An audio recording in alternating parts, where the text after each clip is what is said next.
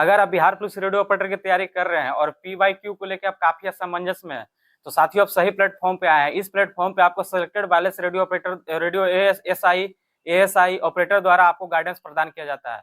तो जय हिंद साथियों, मैं wireless sub inspector Priyesh Ranjan, आपका दोस्त और होस्ट, आपके अपने यूट्यूब चैनल टेक्निकल खाके में आप लोगों का स्वागत करता हूँ। साथियों आज का जो वीडियो है यूपी पुलिस रेडियो ऑपरेटर का PYQ का सीरीज नंबर पार्ट है। आप इसको एज ए PYQ भी ले सकते हैं, एज ए अपना प्रैक्टिस के रूप में भी ले सकते हैं, इसको मॉक टेस्ट के रूप में भी ले सकते हैं। तो साथियों हम लोग 4 तक करा चुके हैं यूपी पुलिस रेडियो ऑपरेटर का। उसका आपको आई बटन में उसका लिंक मिल जाएगा, उसका प्लेलिस्ट मिल जाएगा। तो साथियों जो आज का जो 5वां वीडियो है ना भाई, उसमें आप लोग को स्टैंडर्ड क्वेश्चन मिलेगा। 4 जितना भी 1 2 3 4 था उससे एक अलग हट के क्वेश्चन मिलेगा 5 नंबर में। तो भाई 5 नंबर में अगर आप लोग का स्कोर 25 से 26 है ना, 26 प्लस 26 के से ज्यादा 27 28 29 30, आप लोग बहुत अच्छे स्थिति में है। आप लोग का तैयारी बहुत अच्छा चल रहा है। और जिनका स्कोर 20 से 26 के बीच में है उनका तैयारी भी एवरेज है, और जिनका स्कोर 20 से नीचे है तो उनको और ज्यादा मेहनत करने की जरूरत है। तो साथियों आप लोग इसी तरह से वीडियो को देखिए, और हाँ चैनल को सब्सक्राइब जरूर कर दीजिए साथियों, क्योंकि चैनल आप लोग सब्सक्राइब नहीं करते हैं। मात्र 24% हम लोग का स्टेटिक्स दिखाता है कि सब्सक्राइबर है। तो ज्यादा देर न करते हुए चलिए 1 नंबर क्वेश्चन पर चलते हैं। जय हिंद साथियों। सभी को जय हिंद साथियों, मैं wireless sub inspector Priyesh Ranjan आपके सामने आज यूपी पुलिस रेडियो ऑपरेटर का जो जो PYQ है उसका हम लोग सेट नंबर 5 लेके आए हैं। ठीक है, सेट नंबर 4 तक हम लोग के द्वारा करा दिया गया है। और जो भाई जो सेट नंबर 5 और सेट नंबर 6 है ये सबसे ज्यादा इंपॉर्टेंट है। बोलोगे क्यों? क्योंकि ये जो दोनों सेट है इसमें क्वेश्चन का लेवल थोड़ा सा बढ़ा है पिछले बार से। क्योंकि आप लोग का स्कोर आ रहा था भैया 30 में आ रहा था, 25 26 27 28 तक आप लोग ला रहे थे। तो भाई ये सेट में आप लोग स्कोर लेके आइए 28 27 इसमें लेके आइए तो काफी अच्छा स्कोर माना जाएगा। ये सेट में अगर आप लोग ला रहे हैं ना 27 28 तो आप लोग का स्कोर अच्छा स्कोर माना जाएगा। तो चलिए साथियों ज़्यादा देर न करते हुए हम लोग शुरू करते हैं क्वेश्चन नंबर 1 पे। तो देखिए इसमें हम लोग करवाए हैं एकदम अच्छा से फॉर्मेट में लाए हैं आप लोग के लिए, बस आप लोग के लिए ही लाए हैं भाई। तो थोड़ा सा बस रिक्वेस्ट रहेगा कि वीडियो को पूरा देखो, अंत तक देखो और अपना स्कोर कमेंट करो। और हाँ चैनल को सब्सक्राइब जरूर कर दो यार, क्योंकि वीडियो देखते हो आप लोग सब्सक्राइब नहीं करते हो। तो साथियों ज़्यादा देर न करते हुए क्वेश्चन नंबर 1 की ओर हम लोग चलते हैं। पहला number, the mass of an object is The mass of an object is a measure of its inertia where heavier objects खाली स्थान लाइटर ऑब्जेक्ट्स, किसी वस्तु का द्रव्यमान उसकी जड़त्व की माप है जहां भारी वस्तुओं में हल्की वस्तुओं होती है। क्या ऑप्शन पढ़ देते हैं, दोनों भाषा में है। हैव लोअर इनर्सिया देन की तुलना में कम जड़त्व, have 5 times lower inertia than की तुलना में 5 गुना कम। ठीक है, हैव इक्वल इनर्सिया एज के समान जड़त्व, हैव हायर इनर्सिया देन की तुलना में अधिक जड़त्व। देखो भाई इसमें क्या है, इसमें मेरा जो है देखिए इनर्सिया क्या होता है, जड़त्व। जड़त्व का मतलब क्या है कि गति या विराम की अवस्था में बदलाव का विरोध करता है। जैसे जो वस्तु गति की अवस्था में वो गति की अवस्था में ही रहना चाहता है, और जो वस्तु भाई विराम की अवस्था में वो विराम की अवस्था में रहना चाहता है। ठीक है, इसी को बोलते हैं हम लोग जड़त्व। तो इसका इंग्लिश बोल देते हैं भाई कि resist the change in its states of motion और रेस्ट। तो देखिए mass of object is directly measure of its inertia. तो जो मास है ऑब्जेक्ट का वो डायरेक्टली मेजर इनर्सिया है, इनर्सिया का मेजर है मास। ठीक है, तो इसमें हम लोग देखेंगे कि क्या हो जाएगा। तो मान के चलिए कि भारी वस्तु रहेगा तो उसका इनर्सिया ज्यादा रहेगा, तो भारी वस्तु का जड़त्व हल्की वस्तु की तुलना में अधिक होता है। ठीक है, ऑप्शन नंबर डी। चलिए 2 नंबर पढ़ते हैं भाई। पैरामैग्नेटिक सब्सटेंसेज, देखिए आपको बताया गया है, तीनों मैग्नेटिक बताया गया क्या से, डाईमैग्नेटिक, पैरामैग्नेटिक, फेरोमैग्नेटिक। ठीक है, अनुचुंबकीय पदार्थ में। तो देखो आर ऑप्शन पढ़ देते हैं। Are those which have no magnetic moments, वे होते हैं जिनमें कोई चुंबकीय मान नहीं होता है। The same as diamagnetic substances, प्रतिचुंबकीय पदार्थ के समान होते हैं। Weakly attracted by a magnet, चुंबक द्वारा दुर्बल रूप से आकर्षित होते हैं। चौथा, weakly repelled by a magnet, चुंबक द्वारा दुर्बल रूप से प्रतिकर्षित होते हैं। देखो भाई हम लोग क्या पढ़े हैं, हम लोग पढ़े हैं सबसे पहले क्या है, डाई है, फिर पारा है, फिर फेरो है। तो डाई है किसी भी तरह का कोई चुंबकत्व का गुण नहीं होगा। ठीक है, तो जैसे बता दीजिए डाई का एग्जाम्पल आप लोग कमेंट बॉक्स में बताइए, डाई मैग्नेटिक का उदाहरण कमेंट बॉक्स में आप लोग बताइएगा। ठीक है, तो हम लोग ये क्या इसमें पढ़ रहे हैं, इसमें हम लोग पढ़ रहे हैं पारा। तो पारा में हल्का सा होता है। तो ठीक है, तो वीकली अट्रैक्ट करेगा लेकिन कम करेगा। वीकली अट्रैक्ट बाई मैग्नेट, चुंबक द्वारा दुर्बल रूप से आकर्षित। ठीक है, ऑप्शन नंबर सी। चलिए साथियों अगला क्वेश्चन पढ़ते हैं हम लोग। 3 नंबर है, the property of a material that describe the ease with which a magnetic flux is established in the component. किसी पदार्थ का वह गुण जो उस सहजता को दर्शाता है जिसकी वजह से चुंबकीय फ्लक्स घटक में स्थापित होता है, क्या कहलाता है?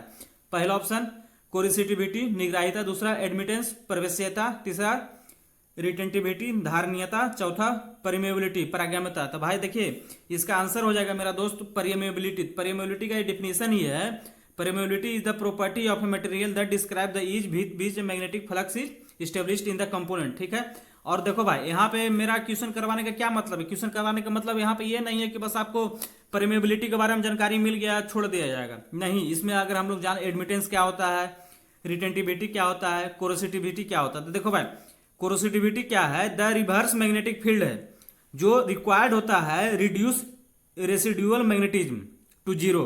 पढ़ देते हैं फिर से इसका डिफिनेशन, आप लोग लिख लीजिए। The reverse magnetic field required to reduce residual magnetism to zero, ये हो गया कोरोसिटिविटी, निग्राहिता। तो दूसरा देखिए हम लोग पढ़ेंगे एडमिटेंस क्या होता है भाई? तो एडमिटेंस होता है reciprocal of electric impedance. Admittance होता है 1 क्या? Electric impedance.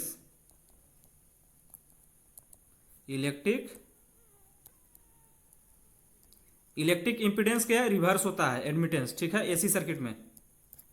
चलिए, और ये धारणशीलता क्या होता है? रिटेंटिविटी।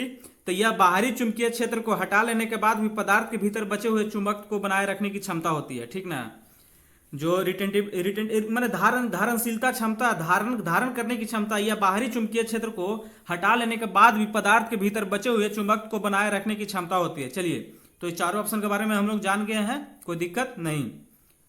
चलिए अगला पढ़ते हैं हम लोग। हाँ, 4 नंबर।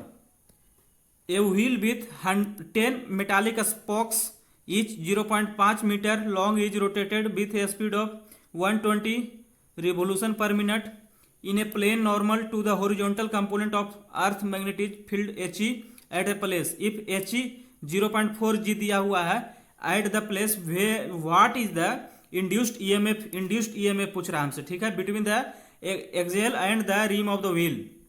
नोट कर रहा है 1G बराबर 10⁻⁵T है। तो फिर हिंदी में पढ़ देता हूं साथियों। 0.5 मीटर लंबे 10 धात्विक तिलियों वाले एक पहिया एक स्थान पर पृथ्वी के चुंबकीय क्षेत्र के क्षैतिज घटक HE के समान तल में 120 चक्कर पर मिनट की गति से घूमता है। यदि स्थान पे HE बराबर 0.4 G दिया हुआ है तो पहिए की धुरी और रिम के बीच प्रेरित EMF का मान क्या होगा? भाई देखो, ये हो गया न्यूमेरिकल क्वेश्चन। ठीक है, न्यूमेरिकल क्वेश्चन है तो हम लोग इसको बनाएंगे। कैसे बनाएंगे? इजीली बनेगा हम लोग से। तो देखिए दिया हुआ है मेरा क्या क्या दिया हुआ है। ठीक है, तिल्ली की लंबाई दिया हुआ है मेरा L दिया हुआ है कितना? 0.5 मीटर दिया हुआ है। ठीक है, और तिल्ली की संख्या दिया हुआ है N दिया हुआ है 10। ठीक है, तो चुंबकीय क्षेत्र क्या दिया हुआ है? B कितना दिया हुआ है मेरा भाई? 0.4 G। तो 0.4 G दिया हुआ है तो इसको 0.4 G बराबर 10⁻⁴ दिया हुआ है, इसको लिख देंगे। ठीक है, तो हम लोग क्या घूर्णन गति, जो घूर्णन गति है N। ठीक है, घूर्णन आवृत्ति तो N 120 क्या है? रिवोल्यूशन पर मिनट है। ठीक है, तो 120/60 हो जाएगा रिवोल्यूशन पर सेकेंड, तो 2 रिवोल्यूशन पर सेकेंड हो गया। ठीक है, 2 रिवोल्यूशन पर सेकेंड। कोणीय वेग क्या पढ़ते हैं हम लोग? W ओमेगा, मतलब कोणीय वेग 2πN। ठीक है, तो 2πN कितना दिया हुआ है? N मेरा 10 दिया हुआ है, यानी कितना हो जाएगा? N2 दिया हुआ है, N इससे 2 आ गया ना भाई। ये जो हम लोग निकाले इससे घूर्णन गति निकाले तो ये तो 2 आ गया, तो यानी कितना हो जाएगा इसका? 4π। ठीक है, ये 4π हो गया। चलिए अब देखिए घूर्णन करते हुए छड़ी या तिल्ली में प्रेरित EMF का सूत्र होता है ना दोस्त, E बराबर होता है मेरा, देखिए E बराबर होता है, E बराबर क्या होता है? हाफ B, क्या है? B omega L square. ठीक है, हम लोग निकाल लीजिए। तो हाफ का हाफ लिख जाएगा। B कितना दिया हुआ है मेरा? 0.4 इंटू 10⁻⁴। ठीक है, ओमेगा के वैल्यू कितना निकाल दिए हैं? 4π। ठीक है, L स्क्वायर, L कितना दिया हुआ है? 0.5 स्क्वायर। ठीक है, तो इससे हम लोग आंसर निकालेंगे, तो इसका आंसर आ जाएगा मेरा 6.28 इंटू 10⁻⁵ वोल्ट। देखिए इसको हम फिर से बना देते हैं आप लोग के लिए, ठीक है। देखिए इसमें क्या होगा, सबसे पहले हम लोग क्या निकालेंगे, सबसे पहले तीलियों की लंबाई दिल है, एल दिया हुआ है 0.5, ठीक है। दूसरा कलर कर देते हैं, चलिए ठीक है। तीली की लंबाई दिया हुआ एल दिया हुआ 0.5 दिया हुआ है मीटर, ठीक है। और जो एन दिया हुआ कैपिटल एन, तीली की संख्या बराबर 10 दिया हुआ है, ठीक है। और जो बी दिया हुआ है, बी इसमें क्या दिया हुआ है 0.4 इंटू 10⁻⁴ दिया हुआ है, ठीक है, दिया हुआ है बंधु। अब घूर्णन आवृत्ति एन स्मॉल एन हो जाएगा 120 रिवोल्यूशन पर मिनट, ये मिनट है तो इसको सेकंड में बनेंगे तो 2 रिवोल्यूशन पर सेकंड हो जाएगा, ठीक है, कोई दिक्कत नहीं है।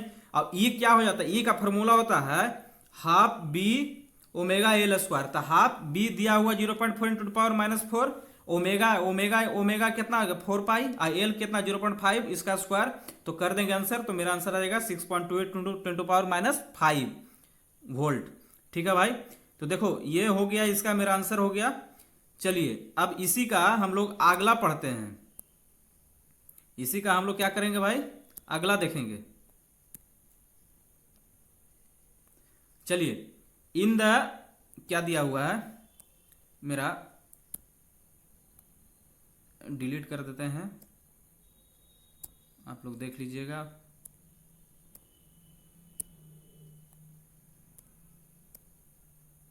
चलिए डिलीट नहीं हो रहा, ठीक है, पढ़ते हैं।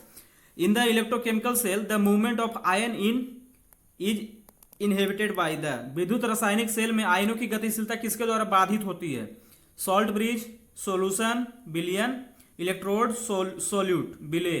तो देखो भाई जो मेरा ये होता है इलेक्ट्रोमैग्नेटिक इलेक्ट्रोकेमिकल सेल में होता है, इलेक्ट्रोकेमिकल सेल में movement of ion is inhibited bye किसके द्वारा होता है, सॉल्ट ब्रिज के द्वारा होता है, ठीक है। तो ये मेरा आंसर इसका ऑप्शन नंबर ए हो जाएगा, सॉल्ट ब्रिज हो जाएगा। इलेक्ट्रोड क्या होता है, इलेक्ट्रोड के बारे में बता दीजिए आप लोग। इलेक्ट्रोड देखो, इलेक्ट्रोड यह धात्विक सतह है जहां ऑक्सीकरण या और अपचयन होता है, ऑक्सीडेशन रिडक्शन होता है इलेक्ट्रोड पे, ठीक है। अब विलेय है, यही टूट के आयन बनता है। चलिए ठीक है, यहां तक कोई दिक्कत नहीं होना चाहिए।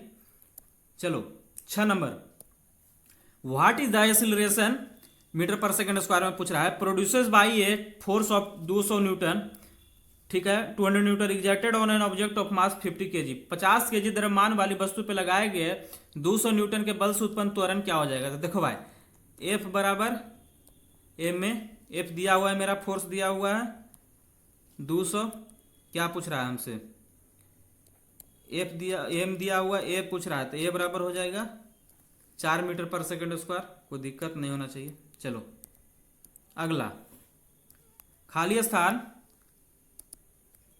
Is the force of mutual attraction between any two object by virtue of their masses, किन्हीं दो आवेशों के बीच उनके द्रव्यमान के आधार पर पारस्परिक आकर्षण बल क्या कहलाता है, इलेक्ट्रोमैग्नेटिक फील्ड, विद्युत चुंबकीय बल, वीक न्यूक्लियर फोर्स, दुर्बल नाभिकीय बल, तीसरा है ग्रेविटेशनल फोर्स, गुरुत्वाकर्षण बल, चौथा है स्ट्रॉन्ग न्यूक्लियर फोर्स। तो देखो भाई इसका आंसर हो जाएगा मेरा गुरुत्वाकर्षण बल, ठीक है, गुरुत्वाकर्षण बल इसका आंसर होगा। क्यों, ये देखिए गुरुत्वाकर्षण बल क्या है, म्यूचुअल अट्रैक्शन के बीच में होता है। तो देखो एफ बराबर क्या हो जाता है, जी m1 m2 बटे आर स्क्वायर होता है ना यार।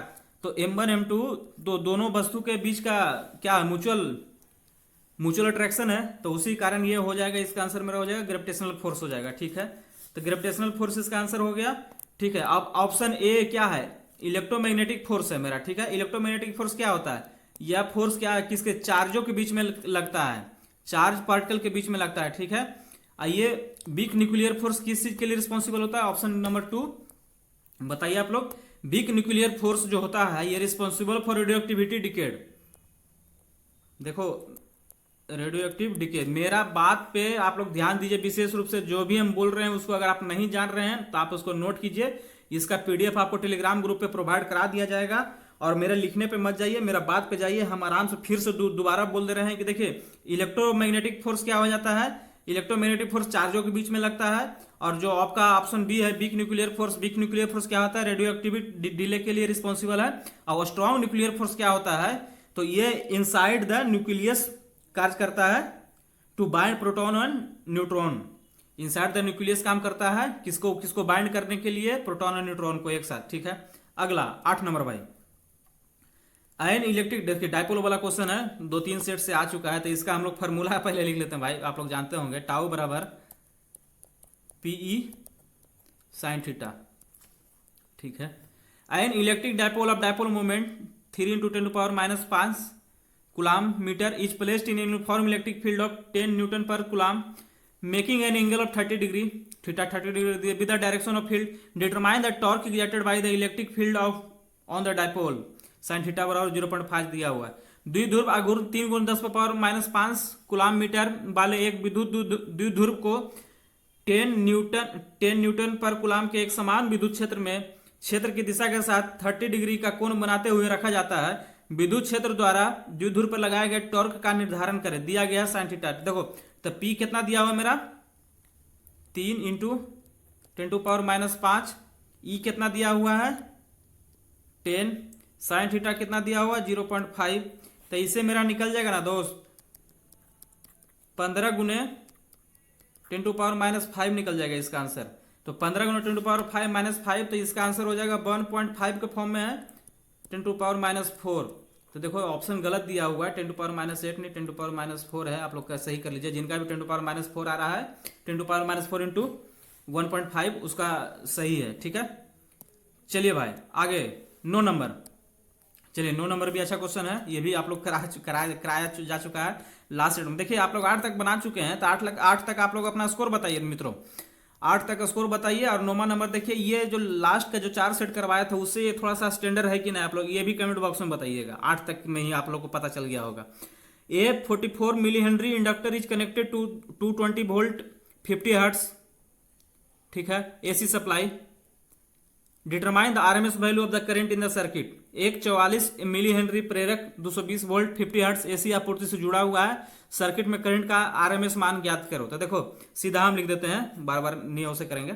देखो आई आरएमएस बराबर बी आरएमएस बटे एक्सएल, ठीक है। भी आरएमएस 220 दिया हुआ है मेरा, एक्सएल बराबर क्या होगा 2πfl होता है, 2πfl 220 बटे 2 × 3.14, एफ दिया हुआ है मेरा कितना 50 हर्ट्स, एल कितना दिया हुआ 10⁻⁻3। इससे आप लोग आंसर निकालिए। इससे जो आपका आंसर आएगा ना दोस्त, इससे आंसर आएगा जब इसको सोल्व कीजिएगा, पूरा ओवरऑल सोल्व कीजिएगा, तो मेरा आंसर आ जाएगा इसमें 15.92 एम्पियर, ठीक है, 15.92 एम्पियर इसका आंसर आ जाएगा, ठीक है। कोई दिक्कत नहीं होना चाहिए। चलिए भाई 9 तक हम लोग करा दिए। चलिए क्वेश्चन नंबर 10 हम लोग पढ़ते हैं। ये train 100 metre long is moving with a uniform velocity of 45 kilometre per hour. What is the time it will take to cross a bridge 1 kilometre long. 100 metre लंबी एक रेलगाड़ी 45 किलोमीटर प्रति घंटा के एक समान वेग से चल रही है। 1 किलोमीटर लंबे पुल को पार करने में कितना समय लगेगा। ऑप्शन है 33 सेकेंड, 11 सेकेंड, 88 सेकेंड, 111 सेकेंड। तो देखो भाई हम लोग सिंपल जानेंगे इसमें। समय बराबर दूरी बटे चाल होता है, ठीक है। दूरी समय बराबर दूरी बटे चाल, ठीक है। तो दूरी कितना हो गया है 100 मीटर दिया हुआ है पहले से, और 1 किलोमीटर का मेरा वो है पुल है लंबा, तो 1000 मीटर।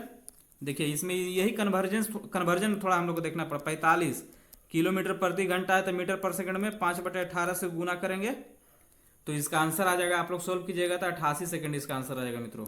चलिए 11 number, which of the following proves that electromagnetic waves are transverse. देखिए कौन सा प्रॉपर्टी इसमें से प्रूव करता है कि विद्युत चुंबकीय तरंग अनुप्रस्थ होती है। तो देखो भाई पोलराइजेशन ध्रुवीकरण, इंटरफेरेंस व्यतिकरण, रिफ्लेक्शन परावर्तन, डिफ्रैक्शन विवर्तन। तो देखिए ध्रुवीकरण केवल और केवल अनुप्रस्थ तरंग में होता है दोस्तों, ठीक है। अनुप्रस्थ तरंग में होता है ध्रुवीकरण, तो इसका आंसर हो जाएगा पोलराइजेशन। जबकि जो बाकी जो तीनों ऑप्शन है ना, व्यतिकरण, परावर्तन, विवर्तन, इंटरफेरेंस, रिफ्लेक्शन, ये तीनों होता है ट्रांसवर्स और लॉन्गिट्यूडिनल दोनों में, यानी अनुप्रस्थ और अनुदैर्घ्य, अनुप्रस्थ तथा अनुदैर्घ्य दोनों में होता है, ठीक है।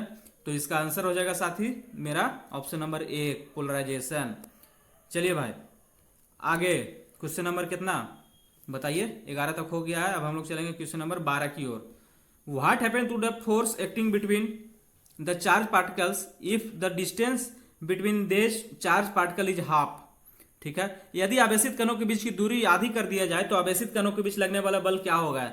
4 गुना 4 टाइम्स हाफ 1/4 डबल। तो देखिए एफ बराबर क्या हो जाता है कूलम्ब्स लॉ के हिसाब से, एफ बराबर के Q1 Q2 बटे आर स्क्वायर। ठीक है, तो इससे हम क्या जान गए हैं कि जो मेरा एफ है 1 बटे आर स्क्वायर के डायरेक्टली प्रोपोर्शनल है। ठीक है, यानी अगर मेरा लंबाई में दोगुना होता है तो क्या 1/4 हो जाएगा? हो जाएगा ना, आप लोग जान रहे हैं इसको, क्योंकि नीचे में 1 बटे आर स्क्वायर है। तो नीचे में 1 बटे आर स्क्वायर का मतलब क्या हो? जैसे देख लीजिए, आप लोग सोल्व कर देते हैं, सिंपल सा है। जैसे देखिए एफ डैश जो मेरा है क्या हो जाएगा 1 बटे आर कितना हो जाएगा? आर हाफ हो गया, आर पे पावर आर बटे 2 के स्क्वायर हो जाएगा, तो एफ डैश हो जाएगा, ऊपर जाएगा 4r स्क्वायर हो जाएगा, तो यहाँ पे क्या हो जाएगा 4 गुना हो जाएगा। ठीक है, इसका आंसर हो जाएगा। देखो सिंपल है, इनवर्स में क्या हो जाएगा? जैसे देखिए अगर आपसे पूछा ना कि मान के चलिए अगर इनवर्स है तो बोलेगा कि दुगुना हो जाए तो कितना हो जाएगा? तो हाफ हो जाएगा, तो इनवर्स के स्क्वायर है तो हाफ के 1/4 हो जाएगा। ठीक है, यानी इसमें क्या इनवर्स में है, क्या हो जा रहा है इसमें हमारा हाफ हो जा रहा है, तो ऊपर जाएगा तो 4 गुना हो जाएगा। आप लोग समझ रहे होंगे मेरी बात। चलिए 13 number, when a body is dropped freely from the top of the tower, ठीक है, and another body is projected horizontally from the same point. ठीक है, दो बॉडी के बारे में बात कर रहा है आपको कि एक बॉडी है उसको ए मान लिए, एक को बी मान लिए। ठीक है, तो जो बॉडी ए है freely from top of tower से फ्रीली गिराया गया है, और दूसरा बॉडी बी है प्रोजेक्टेड हॉरिजॉन्टली प्रोजेक्ट किया गया, प्रोजेक्टाइल मोशन से किया गया, सेम पॉइंट सेम है दोनों का ओरिजिन।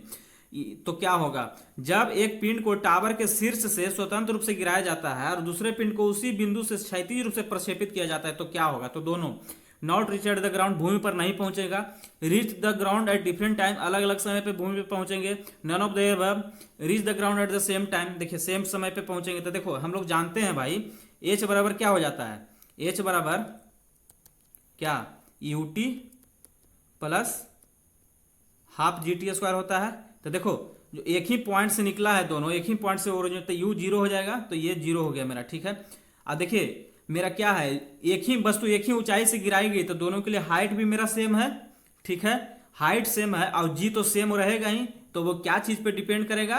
दोनों समय पे। तो एक ही समय, जब देखो एक जब हाइट भी सेम है भाई, हाइट भी सेम है, जी भी सेम है, तो एच भी सेम होगा। ठीक है, तो एक ही समय पे भूमि पे आएगा। देखिए थोड़ा सा कंसेप्चुअल क्वेश्चन है। ठीक है, 14 नंबर पढ़ते हैं भाई हम लोग।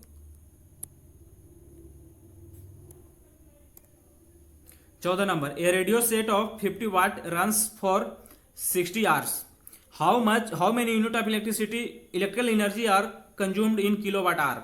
50 वाट का एक रेडियो सेट 60 घंटे तक चलता है, किलोवाट में उसकी विद्युत ऊर्जा की कुल खपत बताइए, यूनिट बताइए। आप लोग के घर में भी यूनिट में आता होगा तो देखिए विद्युत ऊर्जा जो हो जाएगा ई कितना हो जाएगा, वाट गुने आवर, वाट गुने आवर, तो वाट कितना है 50, आवर कितना है 60, तो कितना हो जाएगा 3000 वाट। किलो वाट में बदलना है तो 1000 से भागा दे देंगे तो मेरा क्या आ जाएगा 3 किलोवाट घंटा। चलिए अगला है, पीछे बता चुके हैं ये वाला क्वेश्चन नंबर 15। तो भाई 14 तक आप लोग का हो गया, 14 तक आप लोग अपना स्कोर बताइए। ठीक है, 15 नंबर कर रहे हैं, which of the following are diamagnetic material. तो देखो सबसे पहले हम क्या बताए हैं कि डाई पारा फेरो, तो निम्नलिखित में से कौन सा प्रति चुंबकीय पदार्थ, मतलब जो चुंबक का एकदम कुछ भी गुण नहीं दिखाता है आपको। ठीक है, स्कैंडियम, एल्युमिनियम, टाइटेनियम, दूसरा ऑप्शन बिस्मथ, कॉपर, लेड, तीसरा ऑप्शन एल्युमिनियम, सोडियम, कैल्शियम, चौथा ऑप्शन आयरन, कोबाल्ट, निकल। तो देखो भाई चौथा ऑप्शन जो है तो पूरा फेरोमैग्नेटिक है, तो चौथा नहीं होगा, ऑप्शन 1, 2, 3 में होगा। तो देखो जो मेरा ऑप्शन 1 और 3 है, 1 और 3 जो मेरा ऑप्शन है, ऑप्शन नंबर 1 एंड 3, ये दोनों क्या है, अनुचुंबकीय है। ठीक है, अनुचुंबकीय यानी पैरामैग्नेटिक है।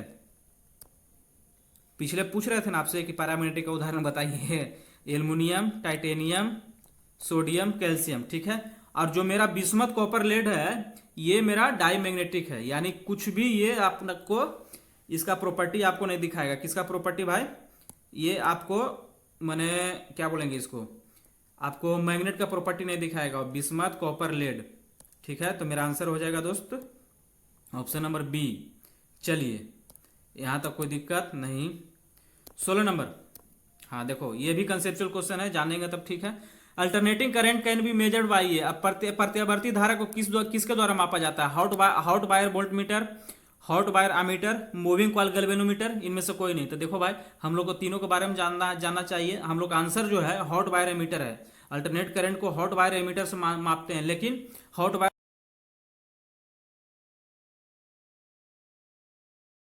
वायर वोल्ट मीटर से हम लोग वोल्टेज को मापते हैं, ठीक ना, जबकि मूविंग कॉइल गैल्वेनोमीटर से हम लोग क्या मापते हैं? डीसी वोल्टेज मापते हैं मूविंग कॉइल गैल्वेनोमीटर। चलिए 17 नंबर पढ़ते हैं भाई। In a pure semiconductor crystal, if current flow due to the breakage of crystal bonds, then the semiconductor is called the. शुद्ध अर्धचालक क्रिस्टल में यदि क्रिस्टल बॉन्ड के टूटने के कारण धारा प्रवाहित होती है तो अर्धचालक क्या कहला जाएगा? Intrinsic semiconductor, acceptor, donor, extrinsic semiconductor. तो भाई देखो, इसका आंसर हो जाएगा इंट्रिंसिक सेमीकंडक्टर, यानी आंतरिक अर्धचालक। कब कहलाएगा? जब शुद्ध अर्धचालक क्रिस्टल में यदि किसी क्रिस्टल बॉन्ड को टूटने से धारा प्रवाहित होता है तो वो इंट्रिंसिक सेमीकंडक्टर कहलाएगा। इसका आंसर ऑप्शन नंबर 1। चलो भाई 18 number. An external voltage being applied across the diode such that the N side is positive and P side is negative is called. Diode पर एक बाहरी वोल्टेज इस तरह से लगाई जाती है कि एन साइड धनात्मक हो जाए और पी साइड ऋणात्मक हो जाए, तो इसे क्या कहा जाता है? फॉरवर्ड बायस, डिफ्यूजन धारा, रिवर्स बायस, विभवांतर। देखो भाई, विभवांतर तो होगा नहीं, डिफ्यूजन धारा होगा। जब भी होगा फॉरवर्ड बायस या रिवर्स बायस होगा। देखिए, अगर हम नहीं भी जान रहे तो 50-50 में ए या सी मार सकते हैं, बट यहाँ पे आपको बेसिक कंसेप्ट में आपको जानना ही चाहिए। देखो भाई, बता रहे हैं आपको हम, पीएन डायोड है, पी टाइप है, एन साइड है। तो देखिए, हम लोग को क्या बोल रहा है कि एन साइड इज पॉजिटिवली, अर्थात पी को नेगेटिवली बोल रहा है, बैटरी के नेगेटिव साइड से जोड़ेंगे और एन साइड को पॉजिटिव से जोड़ेंगे, ठीक है। ये नेगेटिव, ये पॉजिटिव, और ये हो जाएगा, इसका आंसर हो जाएगा रिवर्स बायस, ठीक है, रिवर्स बायस। जब इसी को फॉरवर्ड बायस कर देते हैं, एकदम कर देंगे, देखो कुछ नहीं करना है दोस्तों, पी साइड को पॉजिटिव से जोड़ दीजिए और एन साइड को नेगेटिव से, तो ये हो जाएगा फॉरवर्ड बायस, ठीक है। चलिए question number 19। An object undergoes an acceleration of 8 metre per second square starting from rest, find the distance travel in 1 second. एक वस्तु विराम से प्रारंभ करके 8 मीटर पर सेकेंड स्क्वायर के त्वरण से गुजरती है, 1 सेकंड में तय की गई दूरी ज्ञात कीजिए। 8 मीटर, 4 मीटर, 2 मीटर, 6 मीटर। तो देखो भाई, क्या हो जाएगा? एस बराबर हम लोग जानते हैं, एस बराबर होता है UT plus half eighty square, ठीक है। तो क्या हो जाएगा? यू कितना हो जाएगा? 0, क्योंकि रेस्ट से स्टार्ट हो रहा है तो ये पूरा 0 हो जाएगा। तो क्या हो जाएगा? एस बराबर हाफ एटी स्क्वायर था, हाफ कर देंगे। एक्सीलरेशन दिया हुआ है 8 मीटर पर सेकंड, समय कितना दिया हुआ? 1 सेकंड दिया हुआ है, यानी 4 मीटर मेरा आंसर हो जाएगा, ठीक है। एस बराबर UT plus half eighty square से करेंगे। जी कहाँ? जी टी स्क्वायर, जब जी का वैल्यू दे दिया रहता है तब हम लोग उसको जी टी स्क्वायर में लगाते हैं, ठीक है। चलिए अगला नंबर हम लोग पढ़ते हैं, 20 नंबर।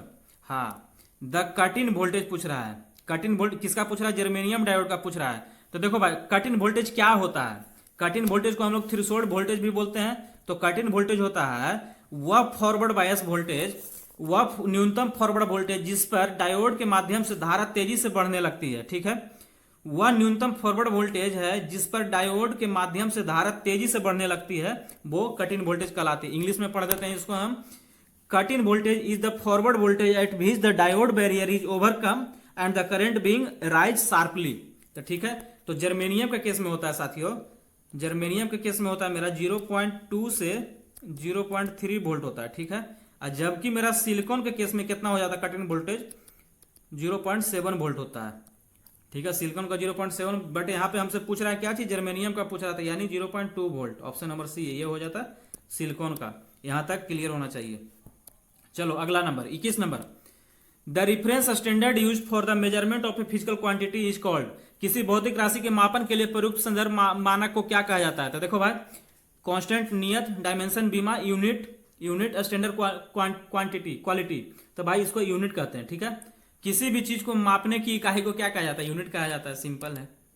चलिए आप लोग स्कोर बताइए दोस्तों। आप लोग का 21 नंबर तक हो चुका है। 21 में आपका कितना स्कोर बन रहा है? चलिए इसमें क्वेश्चन अच्छा है ना, ये भी 22 नंबर भी क्वेश्चन बहुत अच्छा क्वेश्चन है, हमें तो अच्छा लगा भाई। आप लोग कमेंट करके बताइए कि 22 नंबर क्वेश्चन अच्छा है कि नहीं। 2 resistor 1 ohm and 2 ohm are combined in series. 2 resistor 1 ohm 2 ohm का सीरीज में जुड़ा हुआ है। If the combination is connected to a battery of EMF 12 volt 12 volt का ईएमएफ से जुड़ा हुआ and negligible internal resistance, battery का इंटरनल रेजिस्टेंस शून्य मान लिया गया। Obtain the potential drop across each resistor, प्रत्येक रजिस्टर यानी 1 ओम रजिस्टर के अक्रॉस बताना है पोटेंशियल ड्रॉप और 2 ओम रजिस्टर के अक्रॉस बताना आपको पोटेंशियल ड्रॉप। दो प्रतिरोधक 1 ओम और 2 ओम श्रृंखला में संयुक्त है। यदि संयोजन 12 वोल्ट ईएमएफ और नगण्य आंतरिक प्रतिरोध की बैटरी से जुड़ा है तो प्रत्येक प्रतिरोध पर संभावित गिरावट ज्ञात करें। तो देखो दोस्त, हम लोग क्या जानेंगे, आई बराबर वी अपॉन आर, आई बराबर वी अपॉन आर, तो वी कितना दिया हो 12, आर मेरा टोटल कितना सीरीज में है तो जुड़ जाएगा 3, यानी 4 एम्पियर मेरा आई हो गया। हम लोग ये भी जानते हैं कि सीरीज में है तो सीरीज में क्या है, सीरीज में वोल्टेज, सीरीज में करंट सेम होता है, पैरेलल में वोल्टेज सेम होता है, तो यानी दोनों रजिस्टर से 4 ओम का करंट प्रवाहित होगा। तो 1 ओम वाला रजिस्टर पे वोल्टेज ड्रॉप कितना हो जाएगा, 1 ओम वाले पर कितना हो जाएगा, V बराबर I R, I into R1, तो आई कितना दिया हुआ 4, R1 दिया हुआ 1, तो 1 ओम वाला पे 4 वोल्ट और 2 ओम वाला पे आई इंटू R2, R2 मेरा कितना दिया हुआ दोस्त, आई तो दिया है 4, R2 दिया है 2 वोल्ट 2 ओम, तो टोटल 8 वोल्ट। 23 नंबर है, what is the SI unit of escape velocity. प्लायन वेग की एसआई यूनिट क्या है, मीटर पर सेकेंड, कोई यूनिट नहीं, किलोग्राम पर सेकेंड, घन मीटर। तो देखिए भाई, प्लायन वेग रहे चाहे कोई भी वेग रहे तो उसका यूनिट होगा मेरा मीटर पर सेकेंड, ठीक है। तो प्लायन वेग का आप लोग बता दीजिए, प्लायन वेग किसे कहते हैं, प्लायन वेग किसे कहते हैं, तो वह न्यूनतम वेग जिससे किसी वस्तु को भेजने पे वो वापस पृथ्वी पे नहीं आए। यही बात पे आप लोग ये भी बता दीजिए हमको कि अर्थ का, मून का और सन का, तीनों का प्लायन वेग बता दीजिए कितना होता है, ठीक है। आगे नंबर चलते हैं हम लोग, 24 number. The reaction occur at the cathode during electrolysis, विद्युत अपघटन के दौरान कैथोड पे होने वाला अभिक्रिया क्या है, रिडक्शन, अपचयन, ऑक्सीडेशन, ऑक्सीकरण, हाइड्रोलिसिस, उदासीकरण। अगला उदासीकरण, तो देखो आप लोग याद रख लीजिए ट्रिक है इसका। देखो हम लिखा रहे हैं आपको, ये आप लोग लिखिए, देखिए बॉक्स बना दिए हैं, बॉक्स के अंदर आप लोग को लिखा रहे हैं, बॉक्स के अंदर आप लोग लिखिए, क्या लिखिएगा दोस्त, एन ऑक्स, एन ऑक्स, और उसका लिख दीजिए red cat, red cat. An ox मतलब ऑक्सीडेशन एनोड पर, ठीक है, और रेड कैट मतलब रिडक्शन कैथोड पर। तो इसमें क्या हमसे पूछ रहा है, कैथोड पे क्या होता है, कैथोड पे रिडक्शन होगा। देखिए एन ऑक्स मतलब ऑक्सीडेशन एनोड पर, और रेड कैट मतलब रिडक्शन कैथोड पर। चलिए आप लोग को पसंद आया होगा, आई होप। अगला 25 नंबर, 25 ठीक है। An electric dipole of dipole moment दिया हुआ है 22 into 10⁻⁵ coulomb metre is placed in uniform electric field of 10 newton per coulomb making an angle of 30 degree with the direction of field, ठीक है। तो पूछ रहा है आपसे डिटरमाइन द टॉर्क, तो टॉर्क पिछला क्वेश्चन में आपको बता दिए हैं भाई, आपको दोबारा बताने की जरूरत मेरे हिसाब से नहीं पड़ना चाहिए, पर फॉर्मूला बस हम आपको लिख दे रहे हैं, आप लोग इससे निकाल दीजिएगा। टाउ बराबर पीई साइन थीटा, पी बराबर दिया हो 22 इंटू 10⁻⁵, ई दिया हुआ है मेरा कितना 10, और साइन थीटा 0.5 दिया हुआ है। तो इसका भी जो आंसर आएगा ना भाई, इसका भी आंसर गलत दिया हुआ है, इसमें भी हो जाएगा, इसका आंसर हो जाएगा 10⁻⁴ इंटू 11 हो जाएगा। देखिए आप लोग कीजिएगा तो, ठीक है। चलिए 4 नंबर होगा इसका आंसर। देख रहे हैं ना, हम लोग सोल्व करने से एक आध हो इरर भी पकड़ाता है, तो वो आप लोग के भी एग्जाम में 1-2 इरर रहेगा, ठीक है। अगला, the work done to raise a mass of 5 kg through a height of 2.5 metre is take g बराबर 10 metre per second square. 5 kilogram के द्रव्यमान को 2.5 मीटर की ऊंचाई तक उठाने के लिए किया गया कार्य क्या है। तो देखिए हम लोग जानते हैं कि ऊपर उठाने में गुरुत्वाकर्षण के विरुद्ध किया गया कार्य क्या कहलाता है, वो पोटेंशियल एनर्जी कहला जाता है, ठीक है। गुरुत्वाकर्षण के विरुद्ध है, ऊपर उठा रहे हैं तो पोटेंशियल एनर्जी कहला जाता है। पोटेंशियल एनर्जी पी बराबर क्या हो जाता है, बता दो दोस्त, mgh। मास दिया हुआ है मेरा कितना 5, जी दिया हुआ 10, एच दिया हुआ 2.5, निकल जाएगा 50 गुना 2.5 कितना हो जाएगा 125 जूल, कोई दिक्कत ना। चलिए 27 नंबर भाई, the relative density of gold is, gold का रिलेटिव डेंसिटी मेरा दिया हुआ 19.3, its density in SI unit, सोने का अपेक्षित घनत्व दिया 19.3, एसआई यूनिट में इसका घनत्व बताइए। तो देखिए हम लोग एक ही चीज जानते हैं, फॉर्मूला अगर जानते होंगे तो आपेक्षिक घन, मेरा राइटिंग पे मत जाइए, मेरा आवाज पे जाइए। वस्तु का घनत्व बटे पानी का घनत्व। पानी का घनत्व, तो देखिए पानी का घनत्व कितना हो जाता है, आपेक्षिक घनत्व मेरा दिया हुआ है 19.3, वस्तु का घनत्व हम लोग x मान लेते हैं, पानी का घनत्व कितना हो जाता है 1000 क्या kg पर मीटर क्यूब। तो x का वैल्यू कितना आ जाएगा 19.3 गुने 1000, ठीक है 19.3 गुने 1000 यानी ऑप्शन नंबर 2, कोई दिक्कत नहीं। चलिए 28 number, if the angle between the force and displacement is more than 19 degree and less than 180 degree then the work done is, यदि बल और विस्थापन के बीच का कोण 90 डिग्री से अधिक और 180 डिग्री से कम है तो किया गया कार्य होता है शून्य, निगेटिव, इनमें से कोई नहीं, पॉजिटिव। तो देखिए भाई W बराबर वर्क बराबर क्या होता है, हम लोग जानते हैं W बराबर क्या FD cos थीटा, ठीक है FD cos थीटा होता है, ठीक है। तो हम लोग ये ट्रिग्नोमेट्री से पढ़े होंगे, फर्स्ट कोऑर्डिनेट में ऑल पॉजिटिव, ठीक है, और सेकेंड में साइन, इसका कोसेक पॉजिटिव, थर्ड में टेन कॉट पॉजिटिव और फोर्थ में कॉस और सेक पॉजिटिव, ठीक है।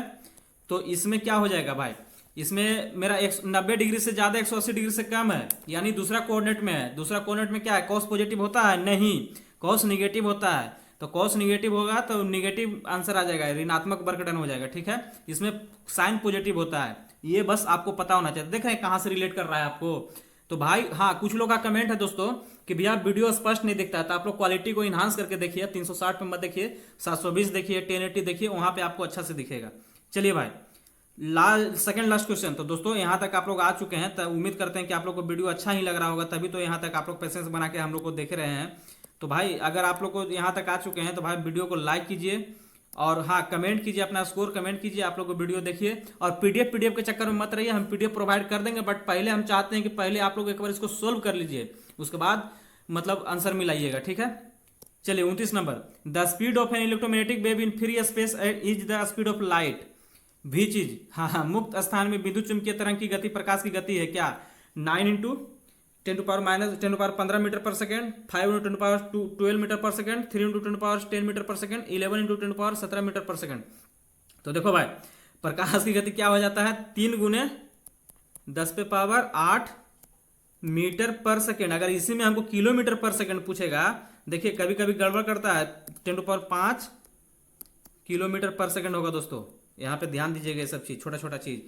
देखिए हम लोग जब एग्जाम में जब छोटा छोटा चीज ही गलत करेंगे ना, तो हम लोग बहुत पीछे चले जाएंगे, जहां से हम लोग को रिकवर कर पाना शायद मुश्किल ही होगा, ठीक है। तो इस तरह से हम लोग गलती ना करें, और छोटा छोटा चीज एग्जाम में हम लोग को मतलब क्या बोलता है, गेम अवेयरनेस होता है, उसी तरह से एग्जाम हॉल अवेयरनेस हम लोग को जरूरी है, उससे हम लोग 1-2 नंबर तो इनहांस कर ही लेंगे, और छोटा छोटा गलती नहीं होगा। जो देखिए सिलेक्शन का क्या प्रक्रिया है, जो सब लोग सही कर रहा है वो आपसे सही होना ही चाहिए। अब भाई नहीं तो अगर नहीं सही होगा ना तो बहुत पीछे चले जाओगे आप लोग, ठीक है। सेट का लास्ट क्वेश्चन, सेट नंबर 5 का लास्ट क्वेश्चन है भाई, सेट नंबर 6 भी आएगा, और जो लास्ट सेट रहेगा उसमें भी अच्छे से क्वेश्चन कराए गए हैं। 30 number question, the potential difference applied to a X-ray tube is 5 kilo volt and the current through it is 3.2 milli ampere, then the number of electron striking the target per second is. किसी X-ray tube पर लागू संभावित अंतर 5 kilo volt है और इसमें से प्रवाहित करंट 3.2 मिली एम्पियर है, फिर प्रति सेकंड लक्ष्य के साथ टकराने वाले इलेक्ट्रॉनों की संख्या कितनी होगी। देखिए भाई इसमें हम लोग एक जानते हैं Q बराबर IT जानते हैं ना हम लोग। तो देखिए मेरा क्या दिया हुआ है, करंट दिया हुआ है 3.2 इंटू 10⁻³ समय दिया हुआ है, 1 सेकंड दिया हुआ है, तो इसे Q आ जाएगा 3.2 इंटू 10⁻³ कुलाम आ जाएगा। और एक और चीज जानते हैं, आवेश के क्वांटमिक करंट थ्योरम से हम लोग जानते हैं Q बराबर NE। तो क्या पूछा, टकराने इलेक्ट्रॉनों की संख्या यानी N पूछ रहा है, Q बटे E। तो Q दिया हुआ है मेरा इतना, तो इसमें क्या कर देंगे बटा क्या कर देंगे हम लोग E बराबर 1.6 इंटू 10⁻19 कुलाम, ठीक है। तो इसमें कट देंगे तो हम लोग क्या आ जाएगा मेरा आंसर बताइए, 2 बार कट जाएगा, 2 इंटू 10⁻16 मेरा 16। देखिए भाई फिर से आप लोग बता रहे हैं, Q बराबर IT होता है, IT से I दिया हुआ 3.2 मिली एम्पियर दिया हुआ है, 10⁻³ कर देंगे, T समय 1 सेकंड दिया हुआ है, इससे Q आ जाएगा। फिर दूसरा क्वांटमिक करंट से होता है Q बराबर NE होता है, तो N बराबर Q बटे E हो जाएगा। तो Q का मान दिया हुआ हमारा यहाँ 3.2 इंटू 10⁻³ ई का मान कितना होता है 1.6 इंटू 10⁻19 कूलाम इलेक्ट्रॉन का चार्ज होता है। तो दोनों को सिंप्लीफाई करेंगे तो आंसर आ जाएगा 2 इंटू 10⁻16। देखिए भाई आप लोग यहाँ तक आ चुके हैं तो भाई वीडियो अच्छा ही लगा होगा। तो साथियों इसी तरह हम लोग के चैनल पे बने रहिए, आप लोग के लिए बहुत सारा कंटेंट लाया जा रहा है और लाया जाएगा भी, आगे भी लाया जाएगा। और जैसे देखिए बहुत सारे दोस्तों का आदत होता है ना कि मान के चलिए कि अभी हम आप लोग को क्या करवाएं, अभी हम आप लोग को करवाएं यूपी पुलिस रेडियो ऑपरेटर का फिजिक्स का क्वेश्चन, तो भाई तुरंत कमेंट करेगा भैया केमिस्ट्री का लाइए, भैया मैथ लाइए। अरे भाई जो करवाया जा रहा है वो तो पहले आप कीजिए।